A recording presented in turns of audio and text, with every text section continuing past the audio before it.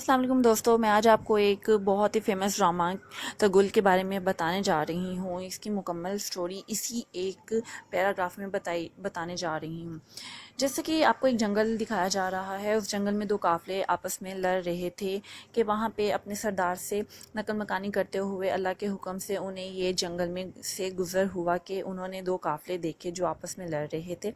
انہوں نے دیکھتے ہی ان کا سوچا کہ کیوں نہ ان کا ساتھ دیا جائے۔ وہاں پہ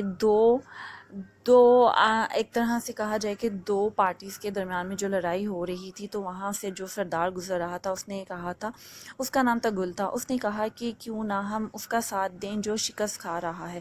ان سب نے مل کر ان پر حملہ کر دیا۔ بھاگنے والے جم گئے اور جمنے والے بھاگ گئے۔ جنگ ختم ہونے پر شکست پانے والے لشکر کے بادشاہ کو اپنے پاس بلایا اور پوچھا گیا کہ تم کون ہو؟ کیا تمہیں پتا ہے کہ میں کون ہوں؟ تو اس نے کہا کہ نہیں، میں نہیں جانتا آپ کون ہیں۔ پھر اس کے اس جواب پہ اس نے کہا کہ پھر تم نے ہماری مدد کیوں کی؟ تو اس بادشاہ نے، اس سردار نے کہا کہ میں نے آپ کی مدد صرف ایک انسانی ہمدردی کی وجہ سے کی۔ پھر اس نے اپنا تعارف کروایا، میں ہوں سلیمان ترک کا بادشاہ۔ مسلمانوں کا لشکر تاتاری سے شکست کھانے لگا، تو اسے ساتھ رہنے کا کہا گیا۔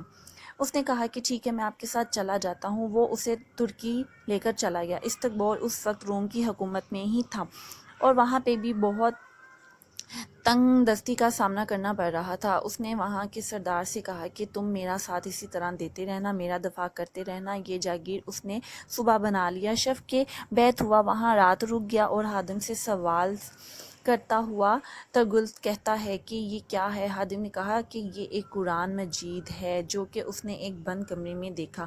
تو دیہاتی آدمی نے پہلی بار قرآن کریم دیکھا اور اسے اٹھا کر اپنے سر پہ رکھ لیا اور اس نے اسے سر پہ ہی رکھتے ہوئے گہری نیند میں چلا گیا۔ اس نے ایک خواب دیکھا جس میں اسے پشت سے چاند نکلتا ہوا، شیف کی بیٹی کے سینے میں اترتا ہوا ایک درخت دیکھا جو کہ درخت پھیلتا اور پھولتا چلا گیا۔ وہاں کی اس کی بیٹی نے ایک بچہ پیدا کیا جس کا نام سلیمانیہ رکھا گیا۔ تو وہ اس کی پیدائش کے کچھ عرصے بعد ہی خود بھی وفات پا گئی۔ لیکن کیا آپ کو اس ڈرامے میں ایک سبق حاصل کیا جا رہا ہے جو کہ آج کل پاکستانی ٹی وی چینل پہ بہت زیادہ فیمس ہوتا ہوا دکھائی دے رہا ہے؟ یہ ہے ہمارے ان وقتوں کی بات جب بہت سالوں پہلے جنگیں عظیم ہوا کرتی تھیں اور بہت سالوں پہلے یہاں پہ ایک دوسرے کا ساتھ دینے کے لیے ایک لشکر کا سردار نے دوسرے قافلے کا ساتھ دیا۔ اس طرح سے وہ تو وہاں پہ ہی مر گئی ان کی بیٹی، لیکن کیا اس کا بچہ اب کون سنبھالے گا؟